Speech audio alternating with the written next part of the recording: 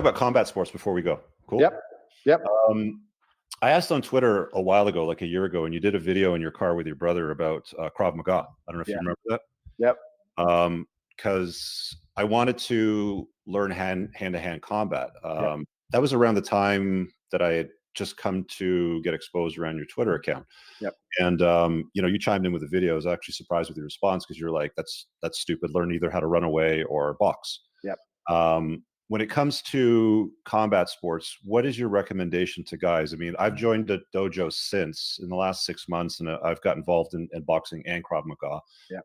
I find Krav useful from the perspective if somebody comes at you with a gun or a knife, you know how to disarm and, you know, stick it back in their face. Because I don't think you're going to box in a scenario like that, would you? Yeah. So this is a really good question. So I mean, I want to hear your opinion on it as an update from that video that you made a while ago. Absolutely. Firstly, I think my camera's a little bit out of focus. Let me try and cover it and uncover it. Okay. But I don't know if that's going to help.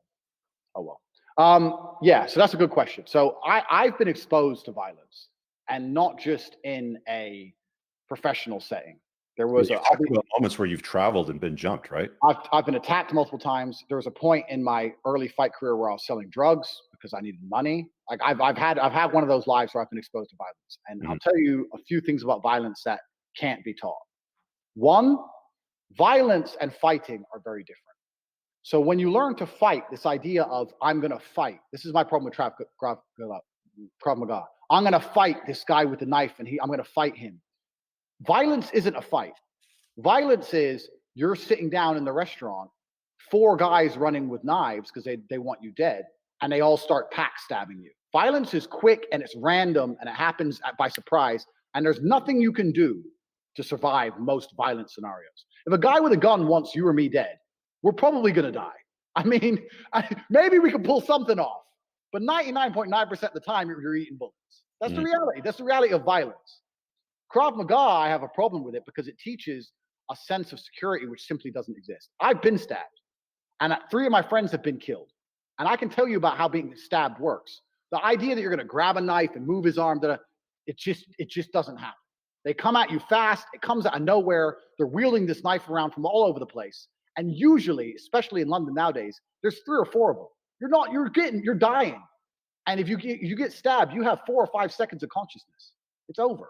That's it. You're going to die. Boxing, the reason I teach boxing is because boxing is the most realistic to learn. In the gym, you get hit and you hit people.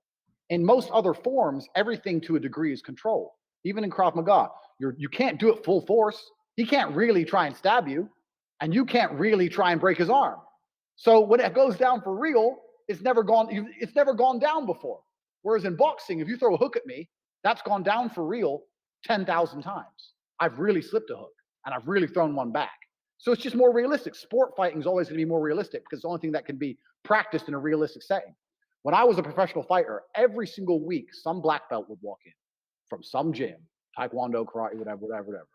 And he'd say, I'm a black belt, and he'd put the gloves on and get whooped because he'd never been hit properly. And he was like, what's this? It's like, oh, yeah, it's called getting punched back. It's called fighting someone who can fight. It's completely different when you're touch sparring and all these games. But the reality of violence is that it comes so fast and at random. I've been in clubs drinking a drink, and the time it took me to pick my Red Bull up and put it to my lips, the club has gone from peaceful to eruption of 2 rival gangs and bottles and knives and tables. That's how it happens. That's how people die. So this whole Krav Maga, if he points an M16 at your face, you're going to do that. If a dude has an M16 and he wants you dead, you're dead. So your choices are either maybe the best hope you have is if you're in fighting distance is to take his consciousness away. And the hardest, fastest punch you're going to learn is boxing. The whole idea of grabbing the gun and all that, I don't believe in any of that. And because I've seen too many experiences, and I've seen too much stuff go down, and it happens too quick. And I've known too many professional fighters, guys as good as me, who die from this stuff. You get attacked by 3 dudes with knives, you don't stand a chance. So I know a couple of guys who come to me and go, yeah, but I know Krav Maga. I say, listen, I will beat your ass right now. I guarantee you can't stop my fists, let alone if I had a knife. I guarantee you can. At least boxing. You're probably right, yeah. At least boxing is realistic. Boxing is real punches and real retaliation. So it's as realistic as it can get. Have you got your head on a swivel all the time when you're out and about? I mean, kind of like when you're on a motorcycle, you're looking for people that can potentially kill you. Is the same thing when you're walking around? When I'm in Romania, not so much. When I'm in London, absolutely. So when I got You feel stabbed, safer there. yeah. So I don't know if you can see it on camera. I don't know if you can see it. My finger came off. I don't know if you can see the scar at the top of my hand.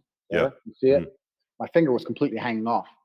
So I had a drug debt for $2,500. Not even big money. And the guy was threatening me over text message, and I was trying to reason with him, buy more time. He stopped replying to me. And 4 days later, he tried to stab me in a car park. Yeah. So this is the truth of violence. Threats are not violent. If someone threatens you, they don't want to hurt you. Violence happens without threat, without warning. If someone goes to me, Tate, I'm going to kill you, I'm like, he ain't going to do shit. If he wanted me dead, the last thing he'd do is tell me he's going to kill me. No, Why would he tell me? He ain't going to tell me. He's going to come do it. This guy I texted this guy 4 times. He ignored me. And then he tried to stab me. And I saw it coming in time and nearly lost my finger. Thank God I didn't have, this is why I don't wear headphones. To this day, I will not walk out in the street with headphones. I didn't see him. I heard him. People walk around with their headphones in. Walk in Target. So I heard him and I turned and I hit him with my messed up hand. I stunned him enough for him to run away. But I knew who it was. He's dead now because some other drug death. Someone else killed his ass. But this is how it goes. So yeah, for 2 years after that, I couldn't walk to my car without sweating. So you're a bigger fan of boxing than overall as I'm combat sports. Yeah. I'm a kickboxer. And even I will say, you don't need kicks on the street. And if you do need, even if you can kick as well as me, which is a lifetime dedication. What if you're wearing jeans? What if it's on slippery grass? What if you fall over? Like your hands are always there. Your hands are there, and if you can slip 1, 2, bum, bum, bum, that's all it takes. I'm proud to say, because I'm not a violent man, I've only had 3 altercations outside of the ring in my life, besides the night. And every single one of them was just boom, done. There's no need for anything else. That's enough. You know, you're either going to rattle them or put them asleep. This whole ninja shit. And as for BJJ, BJJ is the biggest crock of crap in the world. Anyone who's doing BJJ, you're wasting your time. Yeah, you don't want to be on the ground. The number 1 rule in a street fight is don't go to the ground. Yeah, that's the number 1 rule. You're going to end up dead. You're going to get head stomped. His friend's going to jump on your head. You're going to be dead. Never do that crap. No, that's a fighting technique in a ring. I mean, that's a different thing.